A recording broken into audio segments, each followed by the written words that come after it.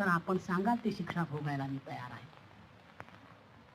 भूदेव, आपला निष्कारण गैरसमज झाला. गैरसमज? भक्ती मार्गाचा प्रसार करण्यासाठी कर्म मार्गाचा उच्छेद करण्याचा तू चंग बांधला आहे आणि शर्म नाही वाटत वरपणा तोंड करून बोलायला. नाम महात्म्याचं नसतंस तो माजवणारा तू एक महान पातकी आहे. पांडुरंग पांडुरंग, परमेश्वर प्राप्तीचे हे वेगवेगळे मार्ग आहेत.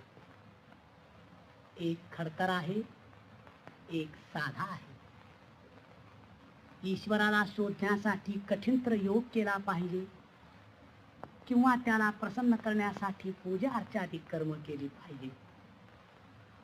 ही योग कर्माची शिकवण सगळ्यांना सहज साध्य नाही.